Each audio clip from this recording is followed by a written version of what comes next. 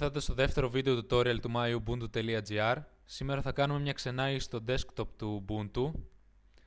Όπως βλέπετε, το desktop του Ubuntu είναι διαφορετικό από αυτό που ίσως έχετε συνηθίσει από τα Windows. Δεν υπάρχει το κλασικό κουμπί Start. Εδώ υπάρχει το κουμπί με τις εφαρμογές πάνω αριστερά, όπου υπάρχει λίστα με τις κατηγορίες των εφαρμογών. Και τα Ubuntu έρχονται με προεγκατεστημένες αρκετές εφαρμογές αντίθεση με τα Windows. Δίπλα ακριβώς υπάρχει το κουμπί τοποθεσίες, όπου υπάρχουν διάφοροι φάκελοι που αφορούν εσάς. Ο αρχικός φάκελος με όλα τα αρχεία σας και περιέχει μέσα φάκελο για βίντεο, για δημόσια έγγραφα, μουσική, επιφάνεια εργασίας, εικόνες.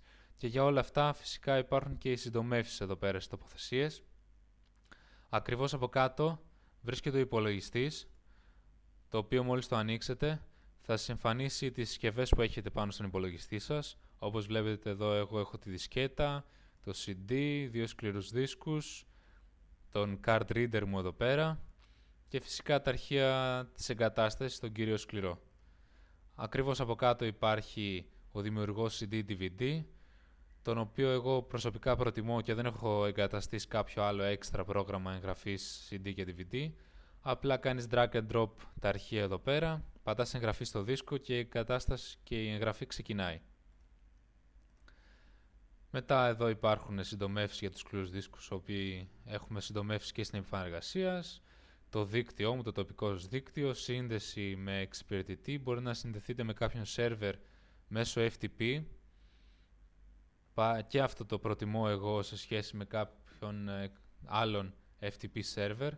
Βέβαια είναι πιο αργός στην αντιγραφή αρχείων, αλλά είναι σαν να έχεις τα αρχεία μέσα στον υπολογιστή σου. Δεν χρειάζεται να ανοίξεις κάποιο άλλο πρόγραμμα, απλά ανοίγεις κάποιο παράθυρο και βλέπεις τα αρχεία που έχεις σε έναν server. Αναζήτηση για αρχεία προφανώς, πρόσφατα έγγραφα. Δίπλα υπάρχει το σύστημα, όπου έχει τις προτιμήσεις του χρήστη και μπορεί να κάνετε και διαχείριση του συστήματος. Στις προτιμήσεις υπάρχουν πολλές προτιμήσεις θα έλεγα. Όπως έχω σχολιάσει και σε ένα άρθρο, είναι πολλές και πρέπει να συμμαζευτούν λίγο.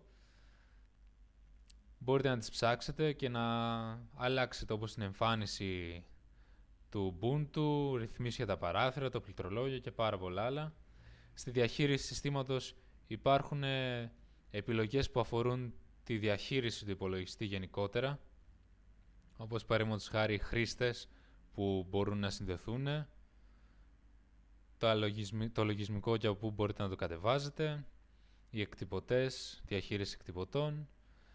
Παρακάτω βλέπουμε τη βοήθεια, τα About και το κουμπί έξοδος, το οποίο εκτός από εδώ υπάρχει πάνω δεξιά όπως βλέπετε. Δίπλα υπάρχουν κάποιες συντομεύσεις για τον Firefox, το Evolution, για να στέλνετε email, η βοήθεια πάλι εδώ πέρα. Συνεχίζουμε με την πάνω μπάρα, όπου εδώ βλέπουμε τον χρήστη που είναι συνδεδεμένος. Αν κάνετε κλικ μπορείτε να δείτε τους υπόλοιπους χρήστες και να αλλάξετε αμέσως πολύ εύκολα σε κάποιον άλλο χρήστη. Βλέπετε τσεκαρισμένο το Norseger, ότι ο χρήστης Norseger έχει αφήσει ένα session ανοιχτό. Δηλαδή είμαστε αυτή τη στιγμή δύο χρήστες συνδεδεμένοι στον υπολογιστή. Μπορώ να κλείσω το χρήστη βίντεο και να πάω στον χρήστη Norseger, απλά βάζοντας τον κωδικό του χρήστη Norseger. Δίπλα είναι το Deskbar Applet, το οποίο σας επιτρέπει να κάνετε πολλά πράγματα, μεταξύ των οποίων αναζήτηση για αρχεία, εκτέλεση κάποιων προγραμμάτων. Γενικά είναι πολύ χρήσιμο. Δίπλα βλέπουμε τα εικονίδια για τον ένταση του ήχου εδώ πέρα. Η ημερομηνία εδώ βγάζει και ένα mini ημερολόγιο και φυσικά δίπλα το κουμπί εξόδου, αλλαγής χρήστη και τα λοιπά. Πάμε τώρα στην κάτω μπάρα, όπου υπάρχει εδώ το κουμπάκι για να εμφανιστεί η επιφάνεια εργασίας. Δηλαδή αν έχετε κάποιο παράθυρο ανοιχτό, αν πατήσετε αυτό το κουμπάκι γίνεται ελαχιστοποίηση. Και η ελαχιστοποίηση γίνεται εδώ κάτω. Εδώ θα εμφανίζονται τα παράθυρα όπως αυτό. Εδώ εμφανίζονται τα παράθυρά σας που έχετε ανοιχτά. Κάτω δεξιά βλέπετε τα workspaces. Είναι δύο. Βλέπετε αν πατήσω δεξιά εμφανίζεται ένα καινούριο workspace. Δεν υπάρχει εδώ το παράθυρο πλέον. Αν επιστρέψω στην προηγούμενη ξαναεμφανίζεται. Και δίπλα είναι ο κάδος ανακύκλωσης, ο γνωστός κάδος ανακύκλωσης. Ας ξεκινήσουμε και το Firefox, έτσι για να πάρετε μια ιδέα. Δεν έχει κάτι το διαφορετικό. Ανοίγει αρκετά γρήγορα όπως βλέπετε. Νομίζω ότι πήρατε μια πρώτη γεύση από τα Ubuntu, όπου έχω κολλήσει με τα Windows. Βλέπετε και εδώ πέρα ξέχασα να αναφέρω πριν την προσταφαίρεση προγραμμάτων. Ας πούμε και για αυτήν δύο λόγια. Απλά κάνετε κλικ, ξεκινάει εδώ πέρα όπως βλέπετε.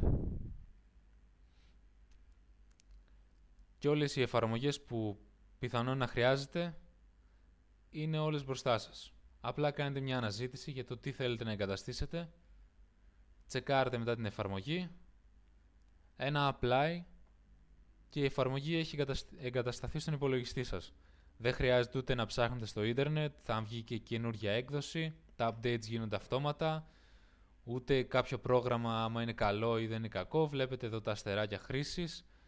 Στο επόμενα Ubuntu 8.04, τα Hardy Hero, θα υπάρχουν πολύ περισσότεροι τρόποι αξιολόγησης μιας εφαρμογής και θα γίνει ακόμα καλύτερη προσταφαίρεση εφαρμογών. Αυτά προς το παρόν νομίζω. Βλέπετε εδώ μας ρωτάει επειδή έχω τσεκάρει το AbiWord αν θέλω να το εγκαταστήσω. Ας πατήσουμε μια ακύρωση, το ξετσεκάρω. Ακύρωση. Αυτά λοιπόν από μένα. Ελπίζω να ήταν χρήσιμο για αυτό το βίντεο.